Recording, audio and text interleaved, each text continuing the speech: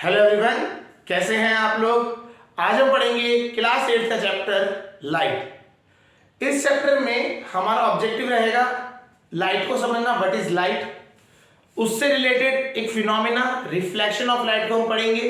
फिर हम बात करेंगे ह्यूमन आई के बारे में। चलिए स्टार्ट करते हैं आज का लेक्चर विद लाइट। सबसे पहले हम समझते हैं व्हाट इज लाइट। लाइट होता क्या है इसको समझते हैं। देखिए, अगर इसकी डेफिनेशन बताएं तो लाइट क्या होता है। It is a form of energy, it is a form of energy that enables us to see। इसकी डेफिनेशन ये होती है। देखिए, लाइट क्या है, एक फॉर्म ऑफ एनर्जी है जो हमें देखने की क्षमता देता है। तो हम जो किसी चीज को देख पाते हैं वो किस वजह से देख पाते हैं, इस लाइट की वजह से। तो लाइट ही है वो चीज जो हमारे को देखने की क्षमता देता है। और है क्या ये, it is the form of energy. Clear हो गया। इसकी डेफिनेशन अगर एक और तरीके से लिखी जाती है, होती तो यही है, बस वर्डिंग चेंज है। It is a form of energy, it is a form of energy, ये एक एनर्जी की फॉर्म है that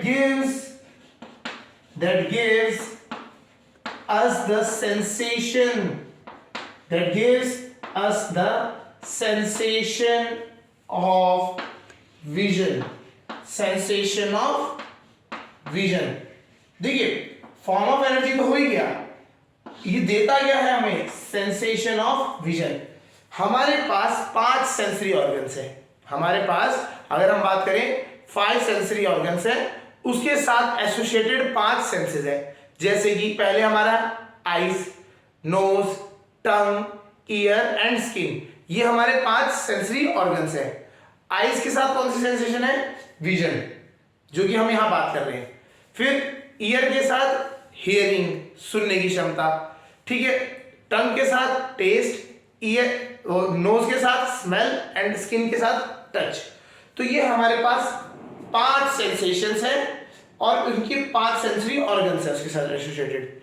तो ये 5 सेंसरी ऑर्गन्स में से जो सेंसेशन हमारे को विजन की बात कर रहे हैं वो हमें मिलता किस वजह से है, लाइट की वजह से मिलता है। और लाइट क्या है, it is the form of energy, ये आपको समझना है, ठीक है।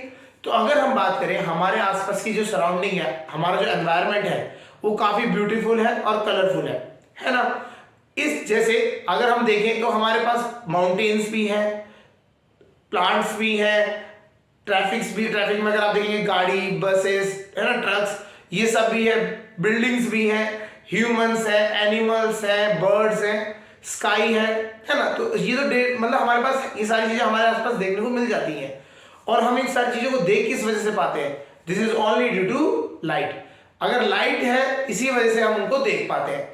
तो आपने कभी ध्यान दिया होगा, दिन की रोशनी में तो आप चीजों को देख पाते हैं, बट अगर रात को अगर एक कमरे में बंद है, वहां पे लाइट नहीं है कुछ भी, तो आप वहां पे अंदर क्या है वो चीजें नहीं देख पाएंगे, बिकॉज वहां पे एक चीज नहीं है, लाइट।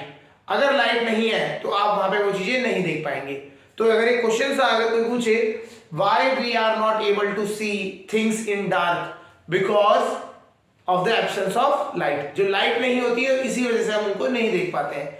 और हम देख किस चीज को पाते हैं, हम उन्हीं चीज को देख पाते हैं जिन चीजों से लाइट टकरा के हमारे पास तक आ रही है। आप इन बोर्ड्स को, इस बोर्ड पे लिखी हुई चीजों को कैसे देख पा रहे हैं, लाइट आ रही है इस बोर्ड पे और ये जो लिखा हुआ है उस पर टकरा रही है और ये आपके पास तक पहुंच रही है।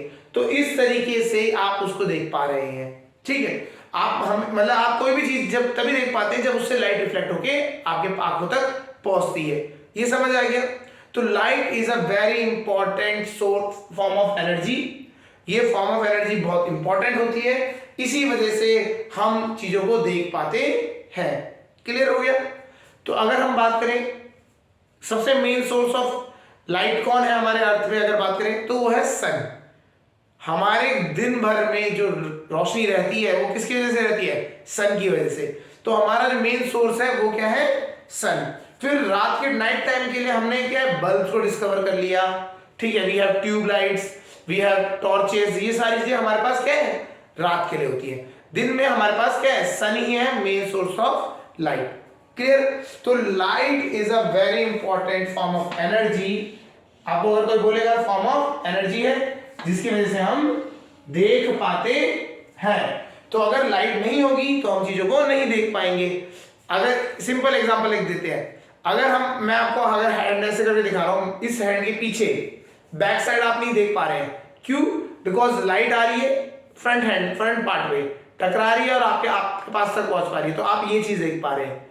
बट इसके बैक साइड अभी लाइट नहीं पहुंच पा रही है, तो मतलब पहुंच तो रही है, लाइट पहुंच गई, लेकिन टकराने के बाद आपकी आंखों तक नहीं पहुंच पा रही है, तो इसीलिए क्या है, आप इस चीज को नहीं देख पा रहे हैं। ठीक है, आप वही चीज देख पाते हैं जिससे लाइट रिफ्लेक्ट होके आपको दिखाई देगी। लाइट आई, टकराई, बोर्ड में दिखाई, बोर्ड से टकराने के बाद आपकी आंखों तक पहुंच गई, तो आपको दिखाई दे रहा है। समझ आ गया? तो लाइट का कंसेप्ट समझ आ गया होगा। It is a form of energy that gives us the sensation of vision या that enables us to see. Clear? तो हमें लाइट ये समझ आ गया। अब जो लाइट है, हमें ये चीज समझ आ गई, हम कोई चीज देखते हैं वो तभी देख पाते हैं जब लाइट उससे टकरा के वापस आती है, हाँ या ना? तो इससे एक इंपॉर्टेंट टॉपिक आ जाता है, that is reflection of light. चलिए स्टार्ट करते हैं रिफ्लेक्शन ऑफ लाइट पे। लाइट समझ आ गया होगा, हार्ड नहीं है, इजी है, फॉर्म ऑफ एनर्जी है, सेंसेशन देता है हमें देखने की, हम इसके बिना देख नहीं पाएंगे। क्लियर? हमें पता है चीजों से टकरा के आने के बाद हमें दिखनी चाहिए, है ना, तभी हम उन चीजों को देख पाते हैं। इसी से रिलेटेड हमारा फिनोमिना है reflection of light. Reflection of light. अब हम बात करें एक फिनोमिना की, जो लाइट का फिनोमिना है, that is reflection of light. होता क्या है, देखिए, bouncing back of light, bouncing back of light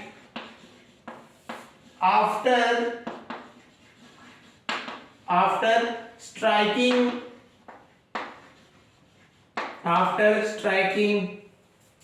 an object, एक ऑब्जेक्ट से टकराने के बाद लाइट बाउंस बैक कर जाती है, इसे क्या कहा जाता है, रिफ्लेक्शन कहा जाता है। जैसे अगर कोई ऑब्जेक्ट है ऐसे पड़ा हुआ, ठीक है, लाइट आई ऊपर से, आगे टकराई और यहां से चलेगी, बाउंस बैक कर गई, तो इसे क्या कहा गया, रिफ्लेक्शन ऑफ लाइट। ठीक है, इसे कहा जाता है रिफ्लेक्शन ऑफ लाइट। इस फिनोमिना को रिफ्लेक्शन ऑफ लाइट कहा जाता है। तो हमें इसमें दो तीन चीजें समझनी है। जो लाइट ऑब्जेक्ट पे गिर रही है उसको हमने नाम दिया इंसिडेंट रे। जो लाइट ऑब्जेक्ट पे गिरती है वो होती है इंसिडेंट रे। ठीक है, ये लाइट के सोर्स से आती है और ऑब्जेक्ट पे गिरती है। समझ आ गया? अब आती है जो टकराने के बाद जाती है, उसे कहते हैं रिफ्लेक्टेड रे। जो टकराने के बाद चले जाती है उसे कहते हैं रिफ्लेक्टेड रे। तो इंसिडेंट रे, आने वाली इंसिडेंट रे, जाने वाली रिफ्लेक्टेड रे। आई इंसिडेंट, जा रही रिफ्लेक्टेड, तो इस तरीके से रहता है। ठीक है, तो ऑब्जेक्ट पे लाइट आगे टकराएगी, गिरेगी और बाउंस बैक कर जाएगी। इस फिनोमेना को क्या कहा जाता है, रिफ्लेक्शन ऑफ लाइट। ठीक है, समझ आ गया होगा। चलिए देखते हैं टाइप्स ऑफ रिफ्लेक्शन, देख लेते हैं, फिर इसके बाद इसके लॉज पे आएंगे, इसके क्या क्या लॉज रहते हैं। तो हम बात करते हैं टाइप्स ऑफ रिफ्लेक्शन। तो रिफ्लेक्शन के दो टाइप्स होते हैं। ठीक है, तो रिफ्लेक्शन के टाइप्स की बात अगर हम करें तो ये दो टाइप्स हैं रिफ्लेक्शन के। पहला टाइप होता है that is smooth reflection. Smooth कह लीजिए, रेगुलर कह लीजिए, स्मूथ और रेगुलर रिफ्लेक्शन। ठीक है, स्मूथ और रेगुलर रिफ्लेक्शन क्या है, ये जनरली स्मूथ सरफेस पे होता है। सरफेस क्या है आपका, जब स्मूथ होगा तब की बात होती है। इसमें क्या है, लाइट अगर आ रही है, ठीक है, ये तो ये हमारी इंसिडेंट रे होगी। इंसिडेंट रे आने के बाद सिमिलर पैटर्न में रिफ्लेक्ट हो गई। देखिए ये सारी लाइनें पैरेलल आ रही हैं और टकराने के बाद ही पैरेलल चलेगी, तो इस टाइप के जो रिफ्लेक्शन को कहते हैं स्मूथ या फिर रेगुलर रिफ्लेक्शन। ठीक है, जब ये सरफेस हमारा बहुत शाइनी या स्मूथ हो जाता है तब ये इस टाइप का आपको रिफ्लेक्शन देखने को मिलता है। क्लियर? तो इस टाइप के रिफ्लेक्शन को कहा जाता है स्मूथ या फिर रेगुलर रिफ्लेक्शन। नेक्स्ट जो होता है दैट इज डिफ्यूज्ड या फिर रफ या इररेगुलर कह लीजिए, है ना, डिफ्यूज कह लेते हैं या इररेगुलर रिफ्लेक्शन कहा जाता है। इररेगुलर रिफ्लेक्शन तो होता क्या है इसे समझते हैं। देखिए जो हमारे सरफेसेस होते हैं ना, ये जैसे हम बोर्ड की अगर बात करें तो ये है तो स्मूथ, लेकिन अगर आप उसको माइक्रोस्कोप में देखेंगे ना, बहुत क्लोज, बहुत ज्यादा ध्यान से देखेंगे तो इसमें आपको हल्का हल्का क्या मिलेगा, एब्रेवेशंस मिलेगा, मतलब हल्का हल्का क्या मिलेगा, ऊपर नीचे ऊपर नीचे ऊपर नीचे इसका होगा सरफेस, बिल्कुल स्मूथ नहीं होगा। ठीक है, बिल्कुल स्मूथ नहीं है और थोड़ा सा रफ सरफेस है। ठीक है, अगर आप बात करेंगे ग्लास, शीशे की बात करें, शीशा आपको बिल्कुल स्मूथ मिलेगा।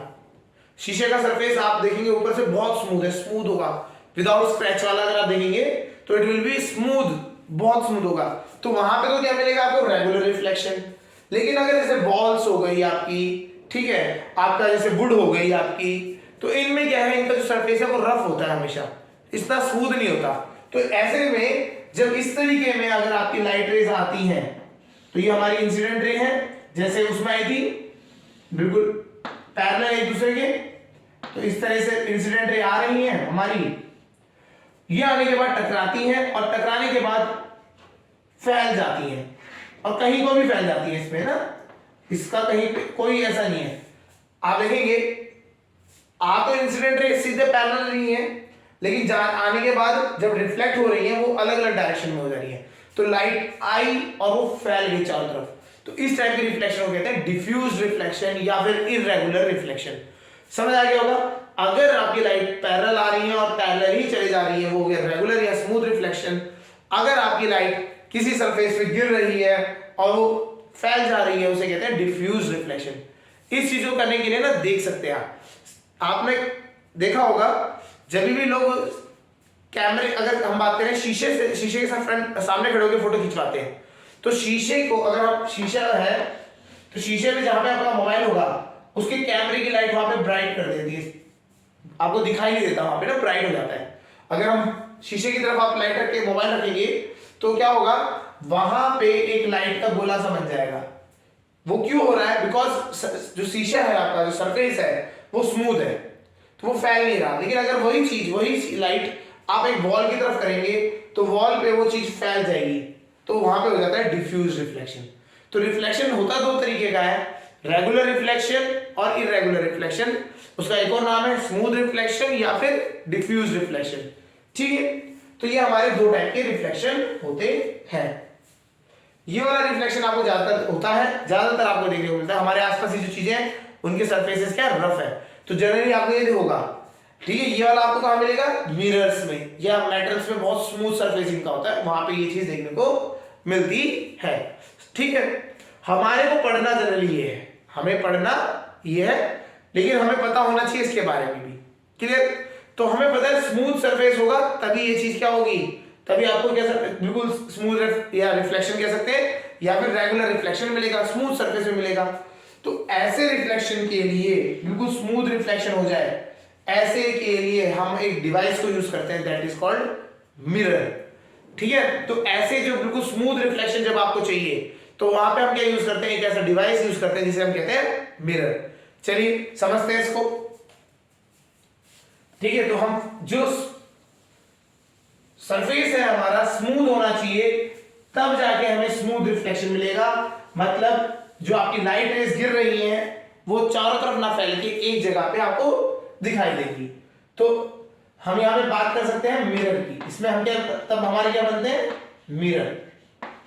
तो हमें पता लगा कि जो ग्लास है, जो शीशे होते हैं, खिड़कियों में शीशा हो गया, तो वो क्या होता है, काफी ज्यादा स्मूथ होता है ना। तो उसी की हेल्प से हमने क्या बनाते हैं, मिरर बनाते हैं। तो मिरर बनते कैसे समझ लीजिए।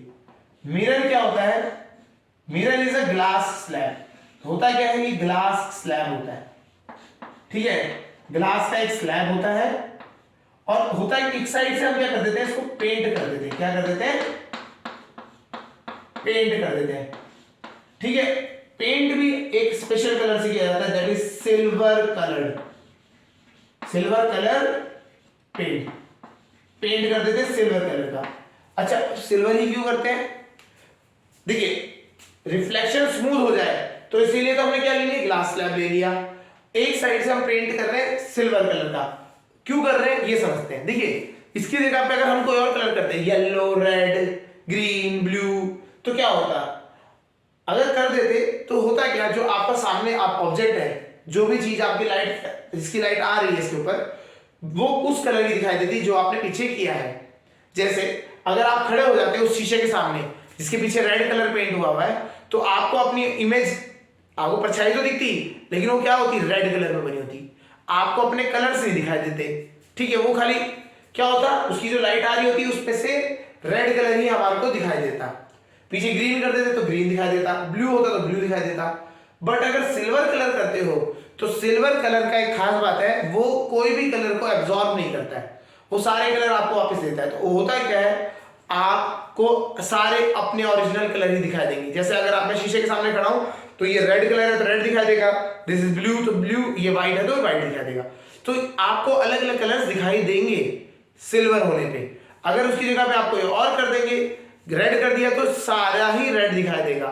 क्लियर हो गया, बिकॉज इसका भी कंसेप्ट होता है। क्या कंसेप्ट होता है, जो लाइट आती है ना, जो व्हाइट लाइट आ रही है उसमें 7 कलर्स होते हैं। हमें पता है व्हाइट लाइट किससे बना हुआ है, 7 कलर से। रेनबो जब हमने पढ़ा था, जब हमें पता ही है, जब हम रेनबो पढ़ते हैं छोटी क्लास में, तो हमें पता है कि 7 कलर से मिलके बना है। 7 कलर्स हमारे ऐसे हैं जो एक व्हाइट कलर में बने मिले होते हैं। तो जब गिरा, अगर सपोज रेड कलर का पेंट कर दिया तो इसमें 7 कलर की लाइट आ रही है, आई यहां ही टकराई। रेड कलर वाले ने क्या किया, सारी कलर की लाइटों को तो ऑब्जॉर्व कर दिया, बस रेड को ही रिफ्लेक्ट कर रहा है। सारी कलर एब्जॉर्ब कर लिए बट रेड को ही आगे भेज रहा है। तो आपका ऑब्जेक्ट की, आपका जो सामने ऑब्जेक्ट खड़ा है जिसकी लाइट आ रही थी, वो कैसा दिखाई देगा, रेड कलर का, क्योंकि शीशा कौन सा रिफ्लेक्ट कर रहा है, खाली रेड ही कर रहा है।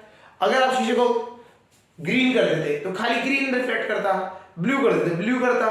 तो इसी चीज को अवॉइड करने के लिए कि अलग अलग कलर, सारे कलर दिखाई दे हमें, कोई एक पर्टिकुलर कलर एब्जॉर्ब मतलब दिखाई ना दे है, या फिर पर्टिकुलर कलर ही दिखाई दे, उसको रोकने के लिए हम क्या करते हैं, सिल्वर पेंट कर देते हैं। समझ आ गया, सिल्वर पेंट कर दिया, सिल्वर कलर क्या करेगा, जाएगी लाइट, जो सारे कलर है एज इट इज बाहर हमारे को दिखाई देने लग जाएंगे। समझ आ गया। तो हमारा मिरर क्या होता है, it is a glass slab. ये क्या होता है, हमारा एक ग्लास स्लैब होता है, painted silver from one side. तो इसकी डेफिनेशन लिख लेते हैं। मिरर क्या होता है, इट इज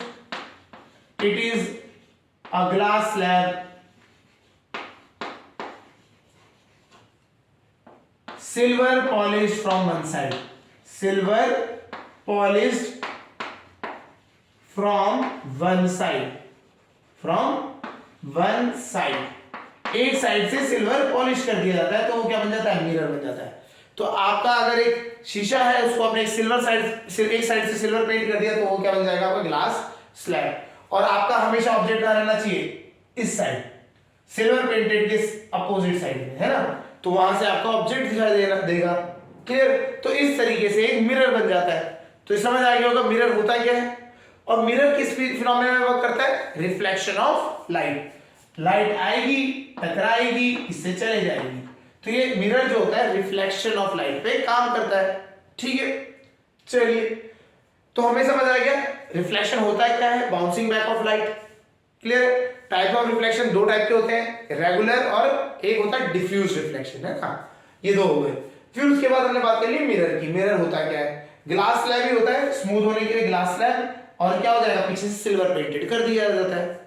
ठीक है, चलिए अब हम बात करते हैं रिफ्लेक्शन हम पढ़ तो रहे हैं, इसके लॉज बात करते हैं।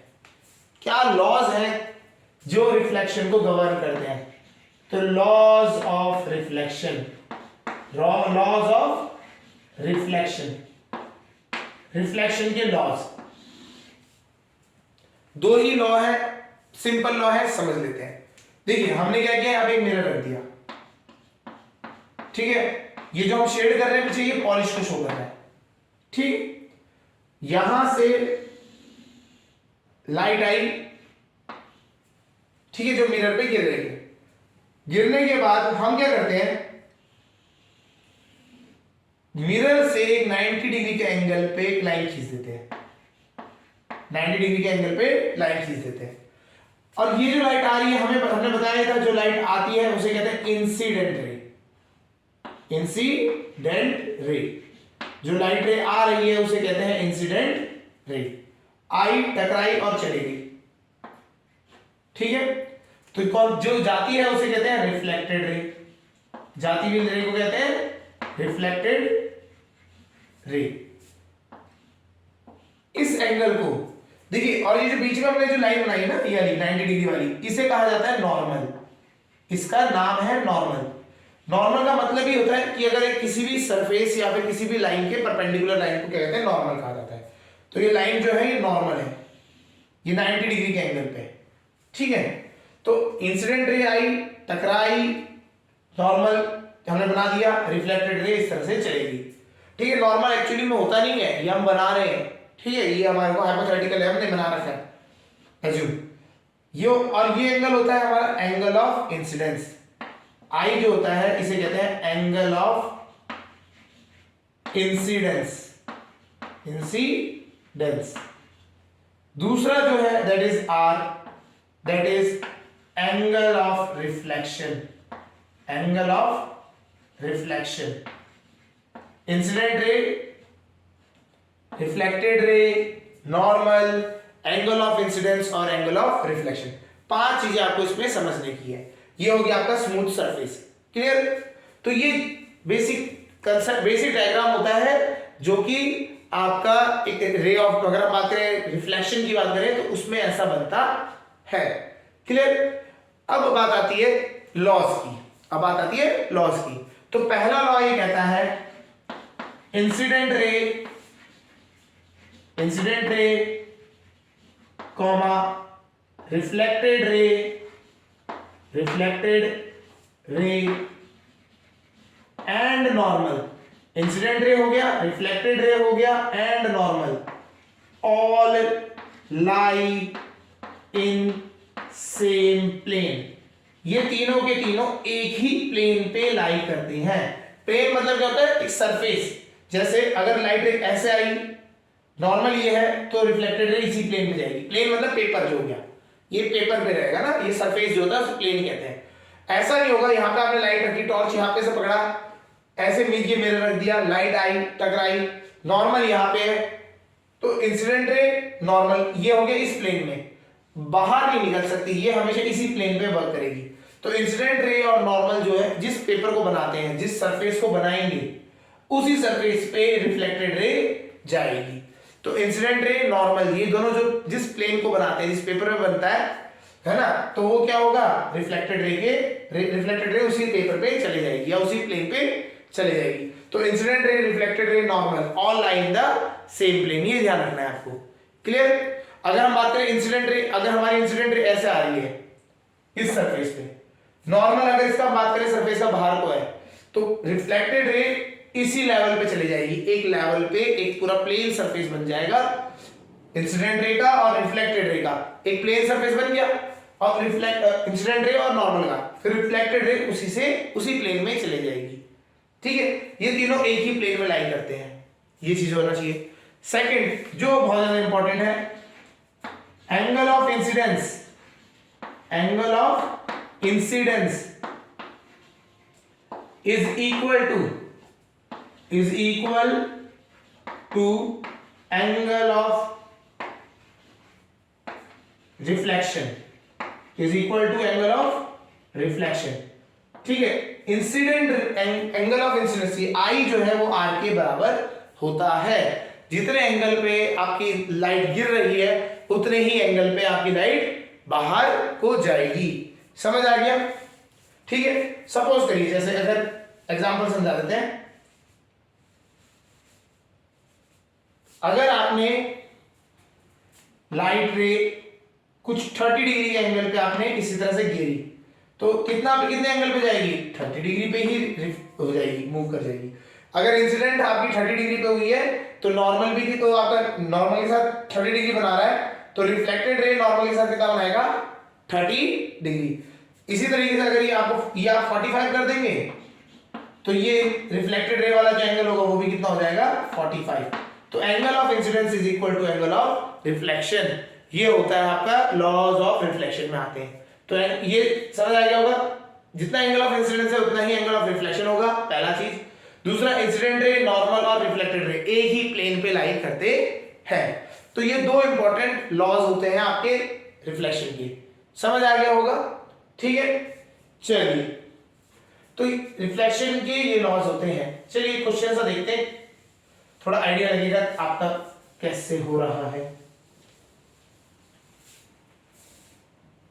ठीक है, अगर हम बात करें, ये हमारा मिरर है, मिरर मिरर मिरर मिरर, ये मिरर हो गया। हमने एक लाइट रे इसमें, ये मतलब हमने इसमें इंसिडेंट कराई, और ये एंगल है हमारा, सपोज करिए 60 डिग्री, ये हमारा एंगल 60 डिग्री, ठीक है। और ये इस तरह से चले गया, इंसिडेंट हुई, रिफ्लेक्ट हो गई। तो हमसे पूछ रहा है what is the angle of reflection, reflection का एंगल कितना है, ठीक है क्वेश्चन। तो what is the angle of reflection, हमारे को एंगल ऑफ रिफ्लेक्शन बताना है, ठीक है।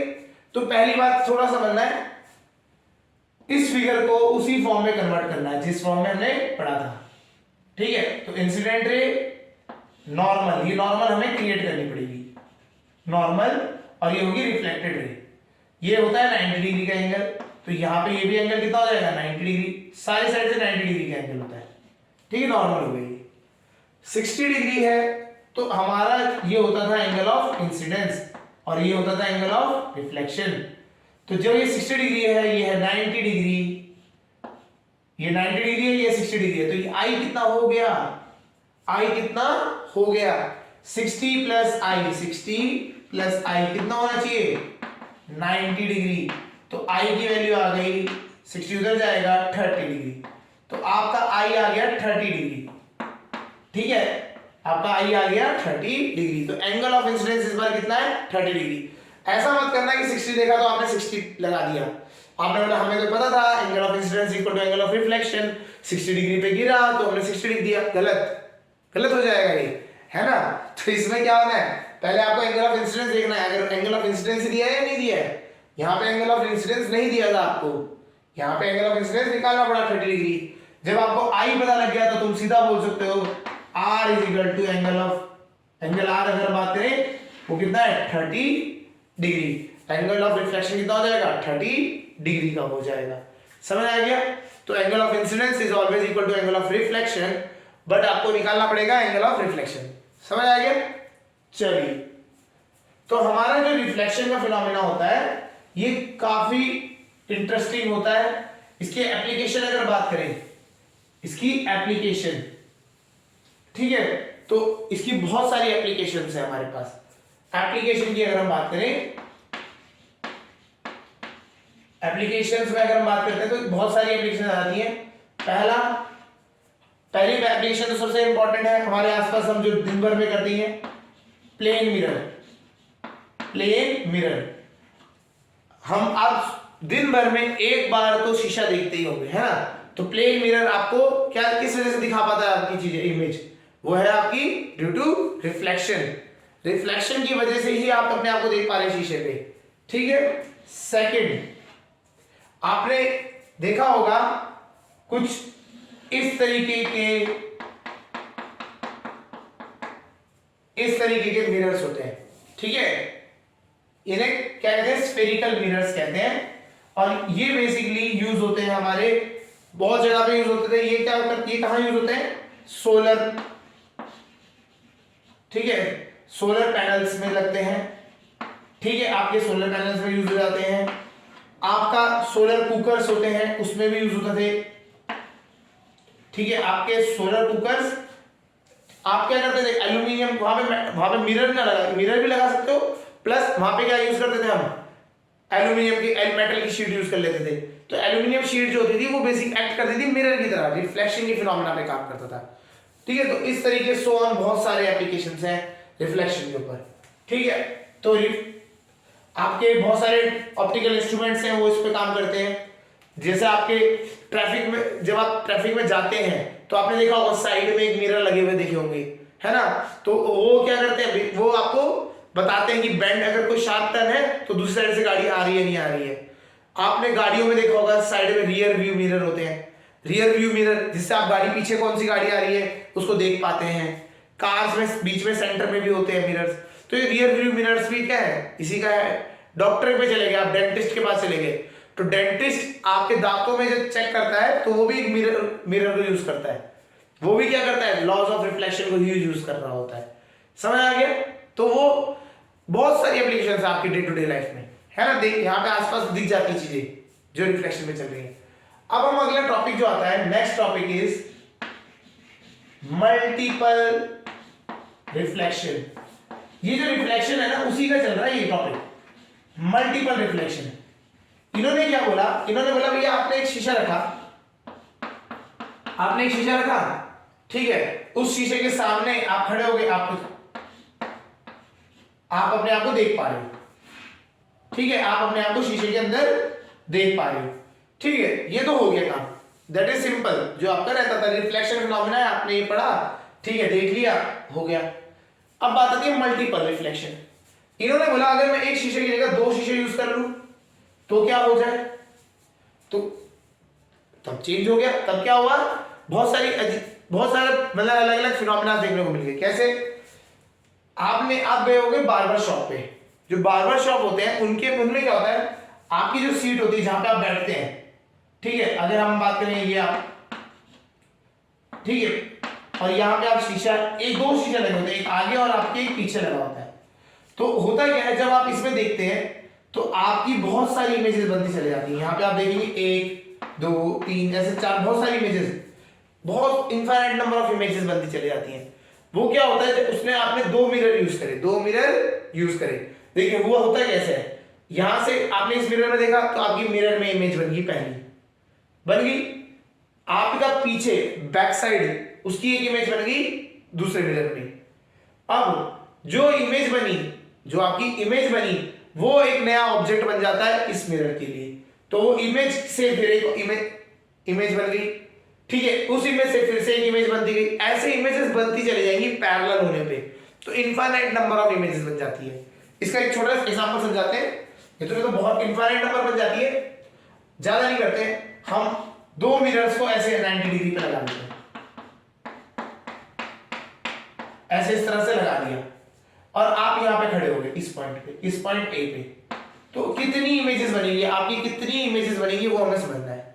देखिए ये मिरर है, ये मिरर है, और ये आपका ऑब्जेक्ट है, इसके लिए सामने एक इमेज बनेगी, बिल्कुल सामने ए है ना, एक इस मिरर में इमेज बनेगी, यहां पे ये ए डैश या A1 मान लेते हैं, A1, एक इमेज यहां बनेगी, A2 बनेगी।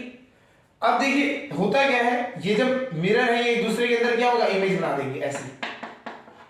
तो अब ये जो इमेज बनी है, ऑब्जेक्ट की इमेज, ये इमेज एक और ऑब्जेक्ट बनाना चाहेगी, that will be this A3। मतलब इससे इमेज बनी ये, इससे फिर इमेज बन गई A3, और ऐसी इससे इमेज बनी A1, फिर इससे एक इमेज बन गई A3, दोनों कोलैप्स कर जाएंगी, ये ऐसे बन जाएगी। कितनी इमेज बनेगी, 1 2 3। तो अगर दो मिरर यूज करें और आपने उन दोनों को 90 डिग्री पर रख दिया तो आपकी इमेजेस कितनी बन गई, 3, आप ऑब्जेक्ट थे, 1 2 3 इमेज बन गई। समझ आया नहीं यार। अच्छा, अगर इसी केस को अगर हम थोड़ा सा और चेंज कर दें, इस बार हमने बोला नहीं, ऐसे नहीं, 90 डिग्री में नहीं करते हम, इसको और कम कर देते हैं एंगल, इस तरह से कर देते हैं 60 डिग्री या कुछ ऐसा कुछ एंगल हमने ले लिया, एक इमेज, ठीक है। तो इसको आपको समझना है इसके अंदर इमेजेस कैसे बन जाएंगी। मिरर में ये जो मिरर है ना, ये इस मिरर की ये वाला जो है, ये वाली इस मिरर की इमेज इसमें बनेगी, ये इस तरीके से बन गई। ये वाला मिरर इसकी इमेज बनेगी इस पे, और ऐसे ही ये कितनी इमेज बन जाएंगी, इस तरह से बन जाएंगी सारी इमेजेस। और हर एक पोर्शन पे आपको एक इमेज देखने को मिलेगी, A1 A2 A3 A4 A5। तो अगर आपने 60 डिग्री के एंगल पे आपने इसको बेंड कर दिया तो आपको टोटल कितनी इमेजेस देखने को मिल रही हैं, A1 2 3 4 5। इस तरीके से इमेजेस बनना स्टार्ट हो जाती हैं। समझना है आपको, बस एक आइडिया लेना है कैसे हो रही है। अगर आप दो मिरर्स को यूज करेंगे, दो ही मिरर यूज करे थे हमने, ये जो दूसरे और बने हैं ये मिरर्स की मिरर में इमेज बन गई, मिरर्स की मिरर में ही इमेज बन गई। तो आप कभी भी दो, आपके पास अगर दो मिरर है उनको एंगल में लगा के देखना, तो मिरर की मिरर में इमेज बन गई, और जब मिरर की मिरर में इमेज बन गई तो इमेज की फिर इमेजेस बनती चल जाएंगी। ऐसे मल्टीपल इमेजेस बन जाती है, इसे हम कहते हैं मल्टीपल रिफ्लेक्शन या फिर मल्टीपल इमेजिंग। इस फिनोमेना को कहा जाता है मल्टीपल इमेजिंग। क्लियर है? तो इस टाइप की जो इमेजेस बनती हैं उन्हें कहा जाता है मल्टीपल इमेजेस। समझ आ गया? तो मल्टीपल रिफ्लेक्शन होता क्या है? The reflection of light, reflection of light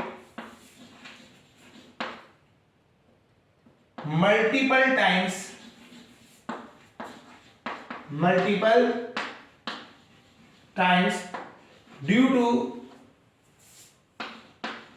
the use of two or more mirrors। ठीक है, दो या दो से ज्यादा मिरर यूज कर देंगे, ठीक है, is called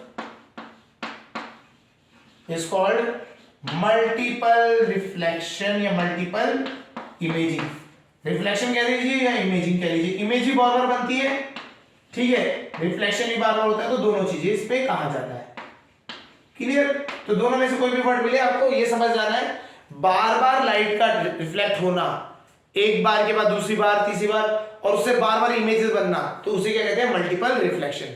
तो हमें एक चीज समझनी है, ऐसा नहीं होता है कि लाइट आई टकराई एक बार रिफ्लेक्ट हुई अब दूसरी बार रिफ्लेक्ट नहीं हो सकती, वो हो सकती है, वो बार बार रिफ्लेक्ट हो सकती है, इनफाइनाइट नंबर ऑफ टाइम्स हो सकती है। बस आपको मिरर्स को अलाइन करना है, दो मिरर आपने पैरेलल में लगा दिए और बीच में आप खड़े हो तो आपकी इनफाइनाइट नंबर ऑफ इमेज बनेगी। पहली इमेज इधर, इस वाले की इमेज यहाँ, इस वाले की इमेज यहाँ, ऐसे ऐसे इमेज बनती चली जाएगी, इनफाइनाइट इमेजेस, बहुत सारी इमेज बन जाएंगी। अगर आप एंगल में रखते हैं तो एंगल के केस में हमने बता दी किस तरह से होता है। तो इस तरीके से मल्टीपल इमेजिंग या मल्टीपल रिफ्लेक्शन हमारे को एक फिनोमेना देखने को मिलता है। इसका बेस्ट एग्जांपल है, आपको दिखेगा क्लाइडोस्कोप। एक डिवाइस होता है जिसे कहते हैं क्लाइडोस्कोप, डिजाइनिंग में यूज होता है। उसमें क्या करते हैं, उसमें क्या होता है, अगर थोड़ा समझा देते हैं, 3 मिरर्स को यूज किया जाता है और तीनों मिरर को इस तरह से अरेंज कर देते हैं, ठीक है। आपका मिरर्स, 3 मिरर्स इस तरीके से अरेंज हो जाते हैं, ठीक है। आपने 3 स्ट्रिप ले ली मिरर्स की और इन तीनों को ग्लू कर दिया 60 के एंगल पे, ठीक है। और इस तरीके का आपको एक ना प्रिज्म टाइप का एक मतलब डिवाइस मिल जाता है, उसके अंदर बीड्स डाल देते हैं, बीड्स, बैंगल्स, कुछ भी आप चीजें डाल सकते हैं उसमें। जब आप उसमें डाल देंगे चीजों को तो होगा क्या, इसमें मल्टीपल रिफ्लेक्शन की वजह से, बहुत सारे रिफ्लेक्शन की वजह से बहुत ब्यूटीफुल पैटर्न्स बनते हैं। मतलब आपको एक पैटर्न कभी वापस रिपीट नहीं होगा, इतने बार इतने पैटर्न बन सकते हैं इसमें मल्टीपल इमेजिंग की वजह से, ठीक है। तो इनफाइनाइट नंबर ऑफ पैटर्न्स बन सकते हैं। बनने के बाद, ठीक है, उससे क्या होता है, उसको जब आप देखेंगे तो उससे ना बहुत सारे डिजाइनर्स मतलब डिजाइन्स आपको मिलते हैं, तो उनका यूज करके लोग डिजाइन्स, जैसे आपके कपड़ों में हो गया एम्ब्रॉयडरी होती है, या फिर वॉल्स की, मतलब आपका वॉल्स हो गए, जो रूफ, पुराने जमाने में रूफ होते थे डिजाइन्स, तो वो सब इसमें से बनते हैं। क्लियर? तो kaleidoscope is a device that uses multiple reflection या multiple imaging for the production of designs. बहुत सारे डिजाइन्स बनाने के काम आता है, उसे हम कहते हैं क्लाइडोस्कोप। तो हमें क्लाइडोस्कोप इसका हमें एग्जांपल पता है, समझ आ गया होगा, ठीक है। तो मल्टीपल रिफ्लेक्शन समझ आ गया। हमने रिफ्लेक्शन में बहुत चीजें पढ़ ली। हमने पहले बात करी what is reflection, bouncing back of light after striking on object, तो उसे क्या कहते हैं, रिफ्लेक्शन ऑफ लाइट। फिर हमने बताया कि रिफ्लेक्शन दो टाइप के होते हैं, डिफ्यूज्ड, रेगुलर, ये चीज समझ आ गया होगा, उसके लॉज क्या होते हैं वो समझ आ गया। प्लस उसके बाद हमने बात करी कि अगर हमारा मल्टीपल रिफ्लेक्शन हो जाए, एक के बाद दूसरा, दूसरे के बाद तीसरा, ना मतलब मल्टीपल इमेजेस बन जाए, तो उसे हम कहते हैं मल्टीपल रिफ्लेक्शन या मल्टीपल इमेजिंग कहते हैं। एग्जांपल उसका कलाइडोस्कोप हमने बात कर ली थी, या फिर बार्बर शॉप में जब हम बात करते हैं, जब आपको अपना बैक, हेड का बैक भी देखना होता है, फ्रंट भी आपको साथ साथ देखना होता है, वो मल्टीपल इमेजिंग की केस में होता है। ठीक है, अब हम बात करते हैं रिफ्लेक्शन बाय प्लेन मिरर। हम एक चीज पढ़ते हैं, reflection by plane mirror, reflection by plane mirror. Plane mirror से रिफ्लेक्शन कैसा होता है इसको समझते हैं। देखिए, एक प्लेन मिरर आप घरों में होता ही है सबके, है ना, तो एक प्लेन मिरर है, उसके सामने आप ऐसे खड़े हो गए, या फिर एक ऑब्जेक्ट है वो खड़ा हो गया, ये एक ऑब्जेक्ट है वो हमने इस तरह से रख दिया प्लेन मिरर के सामने। ठीक है, तो इसकी इमेज कुछ अंदर बनेगी, इसकी इमेज कुछ अंदर बनती है। ठीक है, आइडेंटिकल होती है, बिल्कुल सेम। ये उसकी क्या बन गई, इमेज, ये क्या बन गई, इमेज। तो हमें एक चीज, हमें इसकी समझना है कि इमेज की कैसे, इमेज जो बनती है प्लेन मिरर से वो किस तरीके की होती है ना, तो उसका नेचर समझना है ना, नेचर ऑफ इमेज, कैसी इमेज बनती है प्लेन मिरर से। ठीक है, हमारे में आपके में प्लेन मिरर ही थोड़ा सा उसके बारे में इंट्रोडक्शन होता है, तो प्लेन मिरर के बारे में हम पढ़ लेते हैं क्या क्या होता है। प्लेन मिरर आप देखेंगे, आप खड़े होते हैं मिरर के सामने, तो वो बिल्कुल उससे आप आइडिया लगा सकते हैं। आइडिया देखिए, पहली चीज, जितनी दूर हम ऑब्जेक्ट मिरर से खड़े होते हैं उतनी ही दूर इमेज बनती है। ये तो सेम से तो समझ दिखता है। अगर हम मिरर से थोड़ा दूर खड़े हैं तो मिरर के अंदर भी इमेज थोड़ी दूर बनेगी, है ना। अगर हम मिरर के पास खड़े हैं तो इमेज भी पास खड़ी होगी। आप दूर खड़े हैं, आप दूर, सपोज करिए आप यहाँ पे डी डिस्टेंस पर खड़े हैं, तो इमेज भी कहां बनेगी, डी डिस्टेंस पर बनेगी। अगर आप आगे आ गए तो इमेज भी क्या होगी, आगे को आ जाएगी। क्लियर हो रहा है। तो क्या होता है नेचर में, हम बात करें पहला, ठीक है, image is formed at the same distance as object from the mirror, mirror से उतनी ही दूरी पे होती है इमेज बनती है जितनी दूरी पे आपका ऑब्जेक्ट है। सपोज करो इमेज 4 मीटर की दूरी पे खड़ा है, तो ऑब्जेक्ट जो है 4 मीटर की दूरी पे खड़ा है, तो इमेज भी कितनी दूरी पे बनेगी, 4 मीटर की दूरी पे। अगर ऑब्जेक्ट 10 मीटर की दूरी पे खड़ा है तो 10 मीटर की दूरी पे। क्लियर है, 1 मीटर तो 1 मीटर, ये समझ आ गया। तो इस तरीके से आपको याद रखना है, इमेज और ऑब्जेक्ट के बीच में जो डिस्टेंस होता है मिरर से वो सेम होता है, यहां से यहां तक। क्लियर है। तो एक क्वेश्चन आ जाता है कंफ्यूज करने वाला, इसको समझते हैं। अगर वो बोलता है ऑब्जेक्ट जो है 20 सेंटीमीटर दूर खड़ा है मिरर से, 20 सेंटीमीटर दूर खड़ा है मिरर से, तो what is the distance between image and object, image और ऑब्जेक्ट के बीच में कितनी दूरी होगी, ये चीज समझनी है। सोचिए इसके बारे में, ऑब्जेक्ट अगर मिरर से 20 मीटर की दूरी पर खड़ा है, what will be the distance between image and object, image और ऑब्जेक्ट के बीच में कितना डिस्टेंस होगा। ठीक है, तो देखिए हमें ये पता है अगर ऑब्जेक्ट मिरर से 20 सेंटीमीटर पर खड़ा है तो मिरर कितनी दूर, मिरर से इमेज कितना होगा, 20 सेंटीमीटर। बट क्वेश्चन में क्या पूछा गया है, क्वेश्चन में पूछा गया इमेज से ऑब्जेक्ट का दूरी, उसने क्वेश्चन में पूछा इमेज से ऑब्जेक्ट की दूरी, तो वो कितना हो जाएगा 20 + 20 40 सेंटीमीटर। तो याद रखना है किसके बीच में डिस्टेंस पूछा है, इमेज का ऑब्जेक्ट से 40 सेंटीमीटर डिस्टेंस हो जाएगा।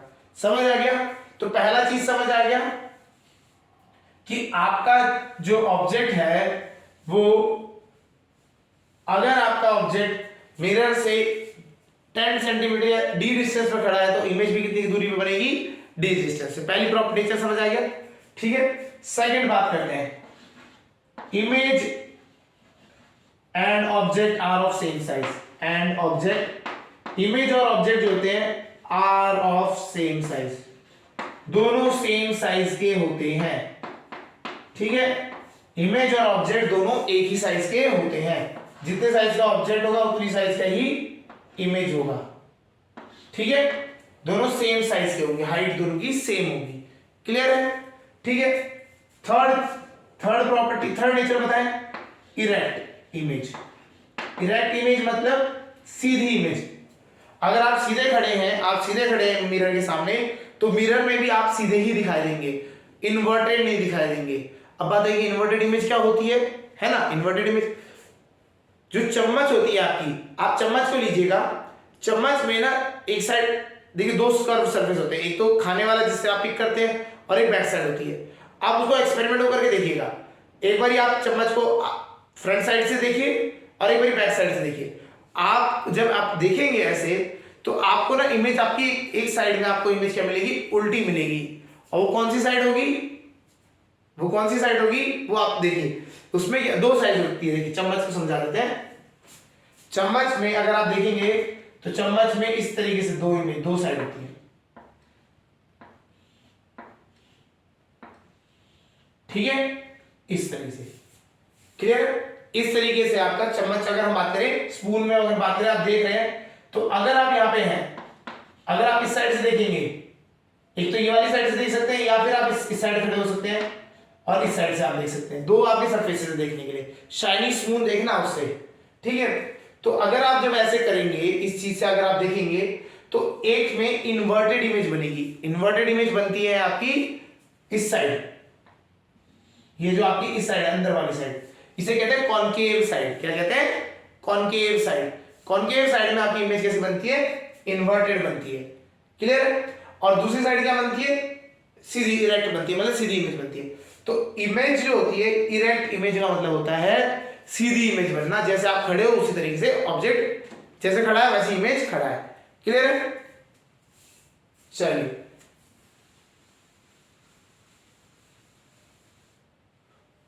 अगला 3 होगी, 3 प्रॉपर्टी होगी, और चलो और लिख लेते हैं। फोर्थ एक इसमें होता है, that is lateral inversion. Lateral inversion, lateral inversion क्या होता है, right appear left, left appear right. अगर आप मिरर के सामने खड़े हैं और आपने अपना राइट हैंड उठाया, तो वहां पे मिरर में वो ऑब्जेक्ट जो होगा, वो जो इमेज होगी, वो अपना लेफ्ट हैंड उठाएगी, ठीक है। और अगर आपने यहाँ लेफ्ट हैंड उठाया तो वहां पे वो राइट हैंड उठाएगा। तो राइट जो होती है साइड आपकी, वहां पे लेफ्ट दिखाई देती है, और लेफ्ट साइड क्या दिखाई देती है, राइट दिखाती है। उसे कहा जाता है लेटरल इन्वर्जन, समझ आ गया।